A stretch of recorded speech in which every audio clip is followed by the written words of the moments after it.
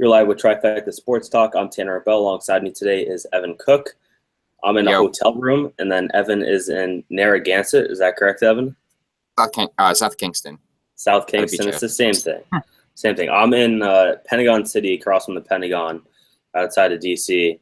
So my microphone might sound awful. Evan's might too. It's because we're not running professional microphones. I'm running the one on my computer, and I think Evan's doing the same. But we're going to talk Red Sox baseball and predominantly about the halfway point of the season, which is where we're at. We're almost at the All-Star break. You had the All-Star selections yesterday. You have Mookie Betts, Chris Sale, and Craig Kimbrell being named to the All-Star team. Bogart still needs help to get in. He needs people to vote for him. We'll have some thoughts on the halfway point in terms of where the pitching's at, where the offense is at, and where we think the second half's going to go. And with the trade deadline less than a month away, we'll give some thoughts into where we think Dave Dombrowski should go and where he ultimately might go. So we're going to start off with the All-Star selections. You had Mookie Betts. He's batting .286, 15 home runs, 51 RBIs. He also has elite defense. You have Chris Sale, who has an 11-3 record, 2.66 ERA, and he's actually scheduled to pitch Thursday in Tampa Bay for the Boston Red Sox. So that's going to be a little interesting to see what happens with him related to the All-Star game. You have Craig Kimbrell, who currently has a 1.01 ERA. He has 23 saves. Then you have Bogarts, who's part of the final vote with Elvis Andrus, Didi Gregorius, Mike Moustakas, and Logan Morrison. Bogey's batting .314, 5 home runs, and 39 RBIs. He actually was in the final vote in 2015, but he actually finished in last place for that. So do you think all these guys are deserving, Evan? And do you think there's some guys for the Boston Red Sox that were left out? When you look at the guys that were left off, the only one that you could possibly think of is Bogarts. Other than that, you can't really think of anyone else on the roster that you might consider. I have one. So I have Joe Kelly. 32 games pitched, 1.07 ERA, 33 2/3 innings. He has 24 strikeouts, a 110 whip. Let me bring up his splits. Let's see. It's just filthy. Joe Kelly has been filthy out of the bullpen for the Boston Red Sox. He hasn't given up a run since April. He hasn't given up a run since April, man. I did not think and he's not in the All-Star. Did he not get let me look. April 30th was the last time against the Chicago Cubs. That was the last time Joe Kelly gave up one run. And the fact is that guy isn't there. Do people not watch baseball? Do they not watch the stats? That's insane. First off, insane. That's 2 months. Okay, first off, when it comes to the pitchers, it's up to Terry Francona. I know it is. I know it is. And the reason why he's not in the All-Star game is because he's not a closer. It's simple as that. The only time you ever get a reliever that ends up making the All-Star team is if they're a closer. Hence the reason why Craig Kimbrell came in. Because if he wasn't a closer, you think you'd get in? No. As good as Kimbrell has been, Joe Kelly has been better. And obviously Kimbrell's been in higher leverage situations because he's a closer. So it's a little bit different where Kelly's been pitching predominantly the 7th and lately the 8th. So it's a little bit different. I get it. But I think Joe Kelly warranted it because the fact is he pitches a ton, right? Pitches pretty consistently for Boston. And he hasn't given up a run in 2 whole months. That is insane. That's electric. That's probably, in terms of his usage, one of the best relievers in baseball this season, which is insane. And it's Joe Kelly. It's a great story. I don't know. I like Joe Kelly. But I think you're right. I think Xander Bogaerts, he was batting over 300 the entire season, essentially. I think he was up in the 330s at one point. But he's played very well all year. But with Bogaerts, it's not memorable. I don't know why. But for some reason, what he does, there's no pop in the bat. There's not a lot of power in that bat. And I think that's really the reason where Betts, he kind of just shows up. And you can see Betts having the MVP game where Bogaerts is just so consistent that you're like, oh, that's not really an MVP performance or an all-star performance, but he's always just that consistent player. Yeah, I mean, look at yesterday. Betts having 2 home runs, 8 RBIs out of the leadoff spot. You don't normally get that out of a leadoff spot. Never mind a game in general. Bogaerts will never have that. Just like you said, he'll go 4 for 5 with 3 singles and a double and driving 2 runs on a consistent basis, though. But that doesn't show up in the score sheet because it's only 2 RBIs, not 8 or in 2 home runs. He does have power, and I'm shocked we still haven't seen it yet. I mean, we saw it last year to a little bit, but this year we haven't really seen it. We saw it a little on the last road trip, but that's about it. Yeah, he's very consistent. I think that's what Xander is. He's a very consistent player. He projects to be 15 to 20 home run guy, but he easily could have had that 20 to 25, which I think that's where he ultimately could be in his prime, and he is in his prime now. So Bogaerts is an interesting character. I think he should be in the All-Star game, but he doesn't pop as much, and I think he doesn't get enough credit because of that. Bogaerts is only 24, so it's still a few years before he's even in his prime. The fact that he's in his prime now. If you're the Red Sox, it's going to be kind of scary because you know how much money it's going to cost.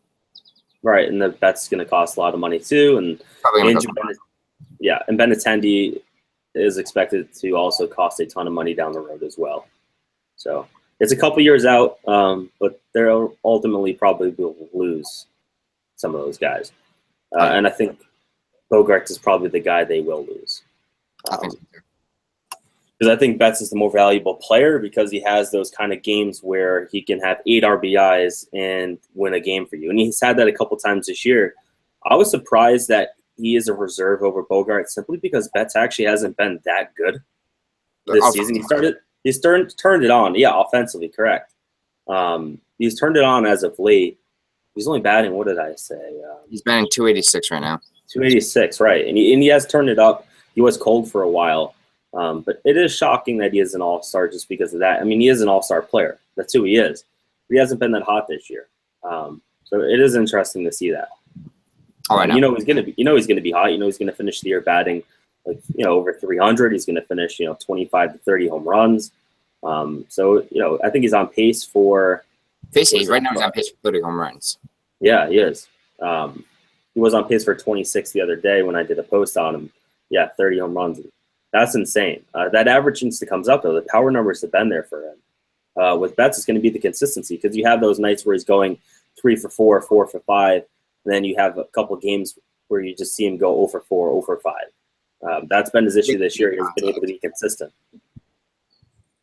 So we'll see what happens with Betts. Chris Sale is going to be interesting because he's going on Thursday for the Boston Red Sox. So it's going to be interesting to see what happens with him for the All-Star game and his availability. I do envision a scenario where it would be his actual normal pitch day. It would. So he could be in line to pitch for it. It'll be interesting to see what happens. Because then the Red Sox won't be able to use him on the other side until 5 more days, but they'll be fine. That's not a big deal. He should start the All-Star game, though. Well, it'll be one of those things you'll probably see him on Saturday. Yeah.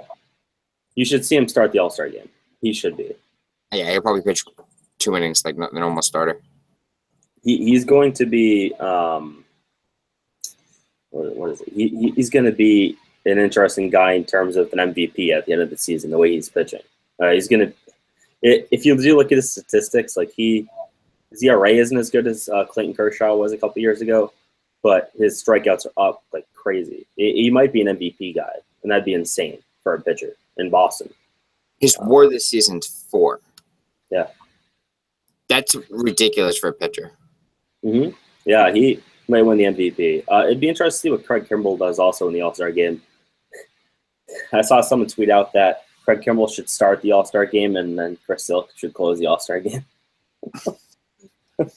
Imagine Sale close. Sale. I don't know. That'd be kind of interesting.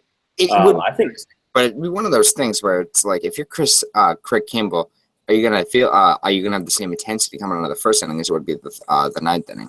Yeah, it's an All-Star game, man. He just has no intensity for the entire thing. He thinks the entire thing's probably like, oh, it's cool, but I don't really want to be here. I mean, a lot of those guys like who've been there before, a guy like Kimbrell and Sale, they don't really want to be there anymore. They just want to go home. It's in Miami though, so that's a little bit different now. But I think a guy like Chris Sale even gives a shit to Miami. He's like, I don't want to be here. Sale will be interesting. I want to see what he'll do. Because you never know, a guy who's a starter who's only going to be out there for a limited time, he might open it up and throw some pretty weird shit, which would be kind of cool. Hopefully it doesn't mess with his rotation, though. What else I want to talk about? I guess, the series with Toronto and how they swept the Blue Jays. That was insane how they actually were able to beat them, considering that the Red Sox were kind of cold. They were one of these teams that they never really put a run together, and now they're putting that run together. They won the last 6 or 7 games. They outscored the Blue Jays 29-6. So Mookie Betts' 8 RBIs yesterday were more than the entire series for Toronto, which is absolutely insane. This Toronto on Canada Day weekend is absolutely insane. This entire series, it never really felt like it was all that close. Even when it was Smoke to hit the home run in the first inning on Friday, right? Yeah, Justin Smoke. Yeah, I was covering the Pulse, so I was only happy and mentioned. That was like, even after that, it was like it never felt close. You felt like the Red Sox had a chance to come back that entire game. That was the only close game, and even then, I felt like it wasn't all that close. I mean, after all, the Red Sox were walked. What was it, like 15 times or something like that? I don't know the numbers right. Mookie Betts was walked like 3 times in that one game. Yeah, wasn't not a official at bat to like the 9th inning? What? Yeah, wasn't his like first official at bat in like the 9th inning or something like that? Yeah, I think so. He had like 2 at bats on the night officially. I'm looking at it right now. Walks. Yeah, I'm 3 looking at walks is insane. Since May 11th, the Red Sox have actually been on fire. They're 30-19 since May 11th. The Tampa Bay Rays are second in the division. They're 26-22 since May 11th. Toronto's 24-23. Since May 11th, the New York Yankees are 22-26, and the Baltimore Orioles are 18-30 since May 11th. The Baltimore really shocks me the most. Yeah, so the Red Sox have a 3.5 game advantage in terms of since May 11th, which is insane, and they're in first place. With the fact that none of their guys are actually starting all-stars, which is, I know it's the fan votes in terms of the starters, so maybe it correlates to the 20% decrease in the NESN TV ratings, which Sam Kennedy actually confirmed this past weekend. He gave a couple reasons to why it's actually going down. He said that they don't think they've played their best baseball yet. Says they're in first place, so they think they're going to increase their ratings soon. He also said they have a good number of day games, and they started with the four-day games on the road in Detroit to start the year. 26 of their 80 games this season have been during the day, which could represent that 20% decrease. Another theory is that the absence of David Ortiz actually drove up the numbers last year. NESN ratings have been declining since 2004. In terms of every year, they've declined except last season where they had a little uptick. Now they're down 20% despite being in first. And maybe that's why there's actually no members of the Boston Red Sox in the All-Star starting lineup, is because fans just simply aren't voting for the Red Sox anymore because they have no interest in the team. 20% decrease from last year. Even though this team's better. This team is better than last year's team. Yeah, you're correct. You could say it's the broadcast, but I think it's ultimately the move away from baseball. It's these 4-hour-plus baseball games, 3-hour-plus baseball games where people don't want to sit there and watch it on TV for that long. I think that's more of the reasoning in terms of the decrease, and that's kind of the reason why you see ESPN go away from baseball tonight and a lot of their baseball programming is because people simply don't want to watch it as much anymore. I saw a statistic that showed that the average baseball fan's like 50 years old in terms of watching baseball, and it just gets older and older. Every sport actually is older and older. NHL was actually really interesting. They do this survey every 5 years to get the average age of a viewer. In the NHL, every 5 years, their average age just goes up 5 years. So based on this this survey, the NHL hasn't gained any new viewers in like 15 years. But baseball, 50 years old, and I think that's why the 20% decrease is, and I think that potentially affected the voting for the All-Star team. I don't think a lot of people were interested or even cared to vote for anybody in the Red Sox. Personally, if I was telling a fan to vote, I'd say don't vote for your team because it messes the players up. They need the break, give them the break. Yeah, like right now, if you're a Red Sox fan, you want to vote for Didi Gregorius in the final vote. Yeah, you really do. People don't get that, but you do. And the unfortunate thing is, you might see some guys who there's always like injuries that pull out at the last minute, and you might see a couple members like Jackie Bradley, Mitch Moreland. These are guys who could potentially be fill-ins. Joe Yeah, Kelly. one guy you do not want to see in the All-Star game, if you're a Red Sox fan, is Mitch Moreland. He's been the guy needs time off. Yeah, he's been hurt with foot injuries all for the last couple of weeks.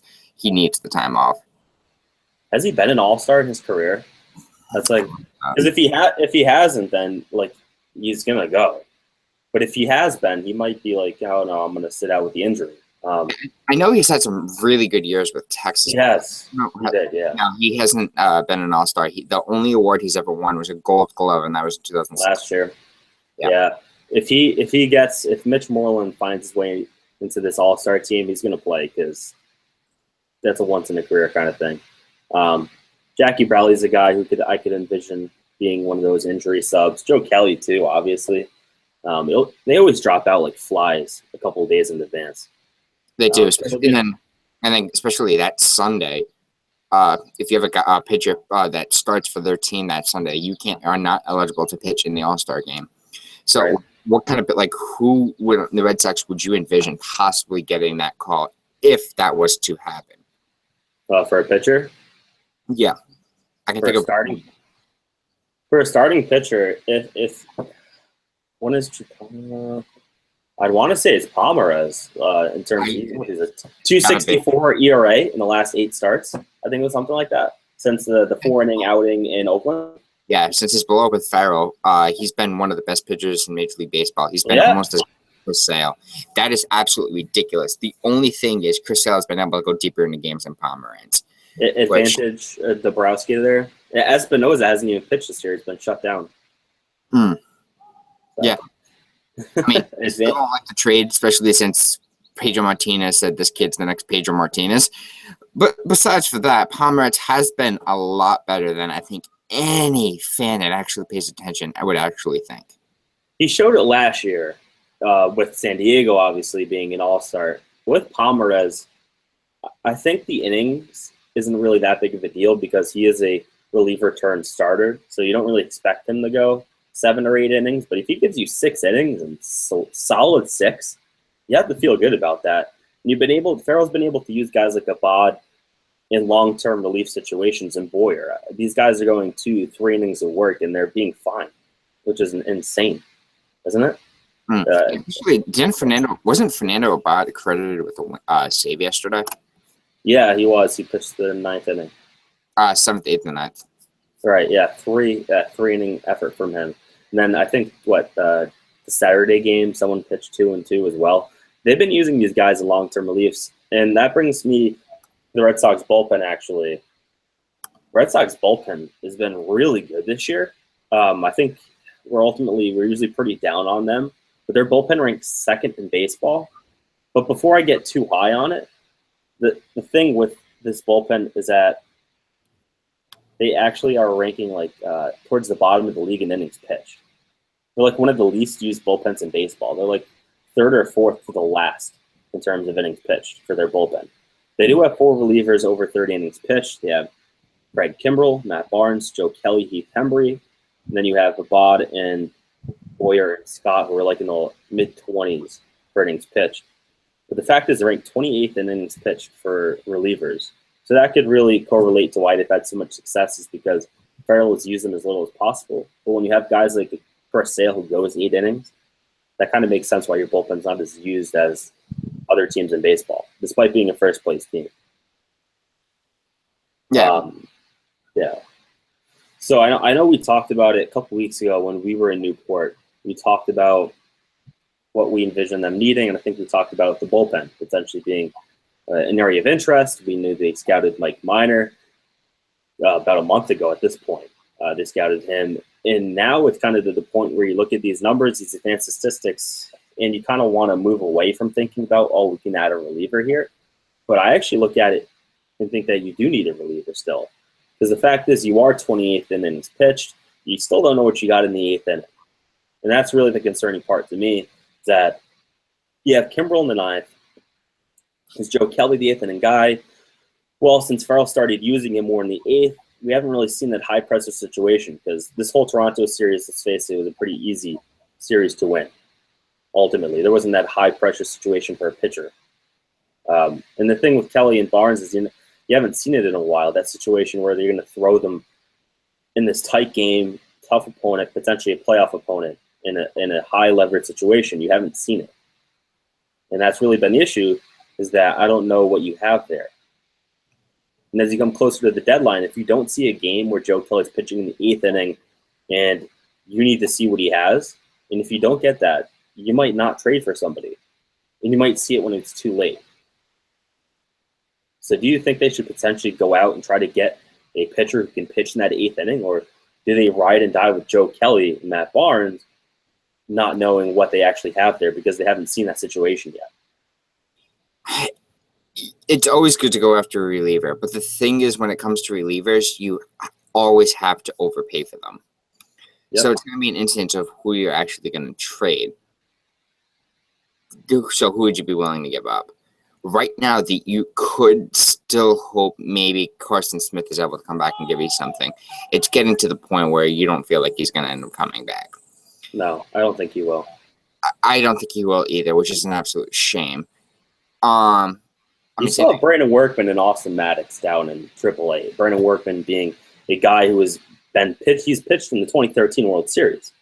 This is a guy who's pitched in the playoffs. Workman, I would trust. Maddox, I'm still not sold on at the major league level. Right, not enough appearances. No. Other than that, you might want to start using Kelly more. I know Farrell's been very hesitant to use him this year, and I think a lot of that has to do with the fact that he was transition. Yeah, he's still going through that, and he's don't get me wrong, he's doing a great job about it. But looking, you won't pitch him on back-to-backs because of that. That's the issue with Kelly, is that you're going to come down to the point where, say, you're in a playoff series, and can Joe go back-to-back? And that's the question.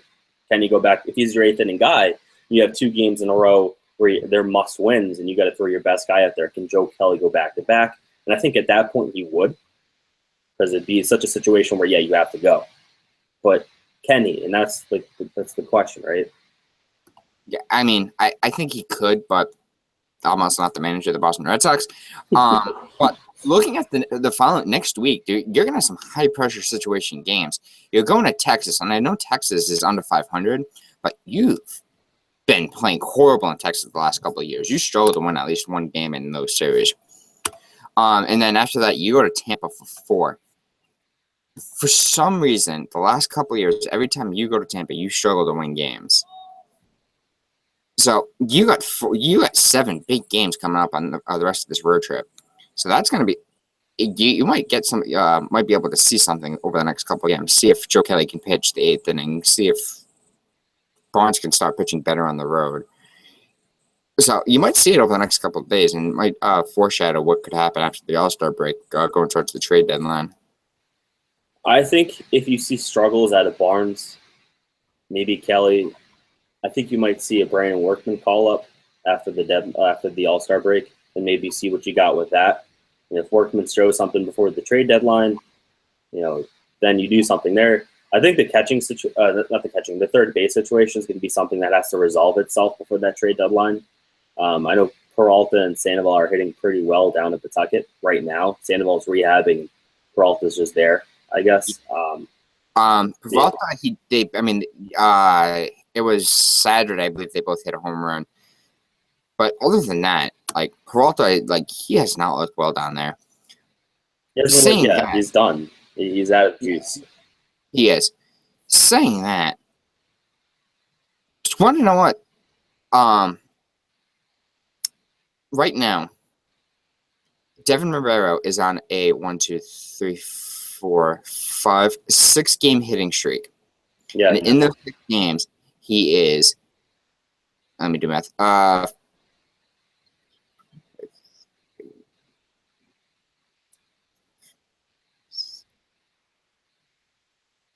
he is 10 for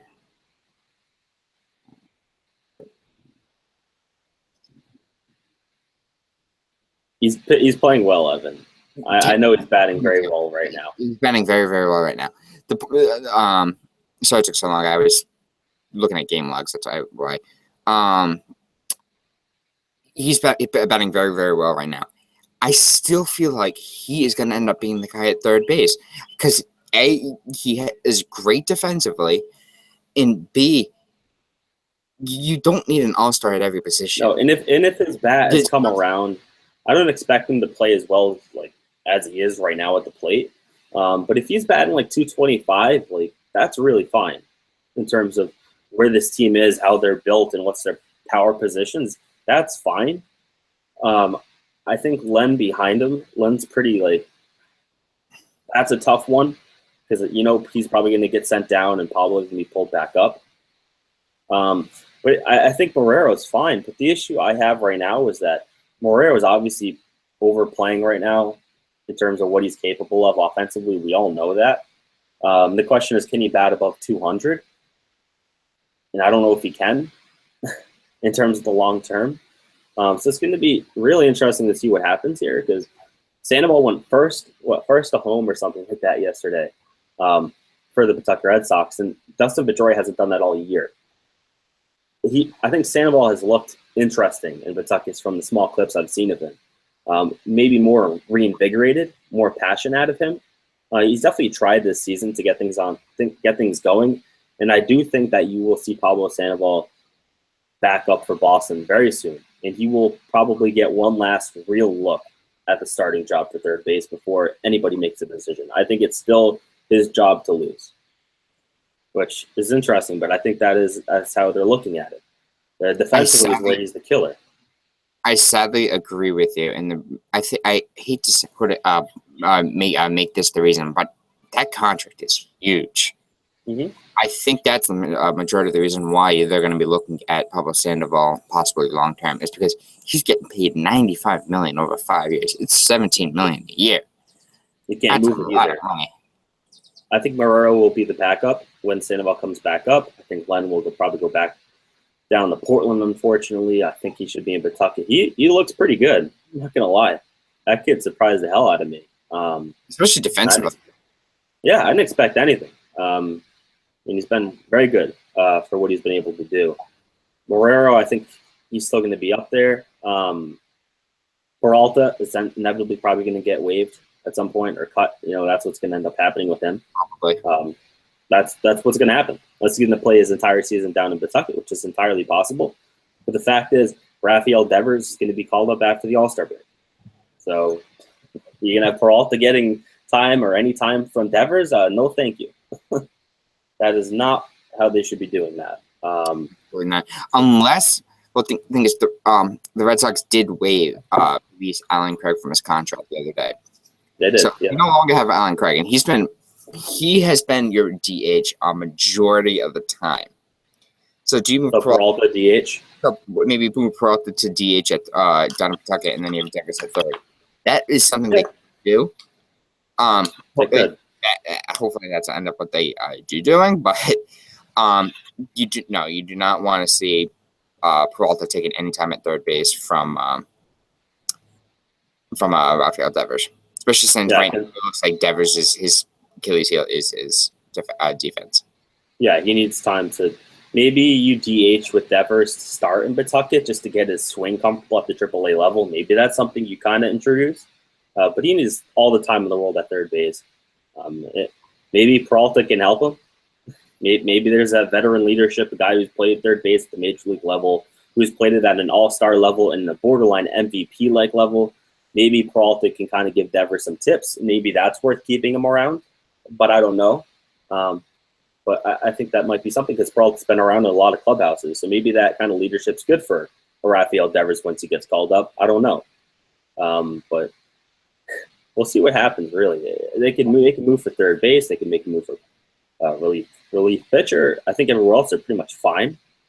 Those are the only really questions you have on the team, and really it's that third base scenario. And I think you're going to stay put at the deadline, just because that Sandoval contract is just massive. It is, and you're still. And it's not until next year you would consider possibly doing something with that. Right, because you don't want to eat that much money on it. So the fact is, Sandoval is probably going to be a third baseman. You could, if he really, really messes up, you could see the same kind of DL scenario happen. Who knows though? Because they do it twice. They do. Oh, it's the other ear. He has another ear infection. Oh, he sprained his pinky toe or something. At that point, you would hope they'd go with like a calf injury or something like that. Do like an actual like muscle injury. Yeah, I don't know. We'll see what happens. So that's it here for Trifecta Sports Talk. We talk Boston Red Sox baseball. Make sure to like us on Facebook. Make sure to go to trifectanetwork.com for all your Boston sports needs. We not just the Red Sox. We do Patriots, Celtics, Bruins, Revolution, any sport. Thanks for watching and liking, subscribing, sharing. Evan, thank you for joining me. You look like you're about to fall asleep, I guess, in the little box here. I'm not really sure. And get back to the beach or whatever, huh? I don't know about today, but yeah, thank you. All right, see you later.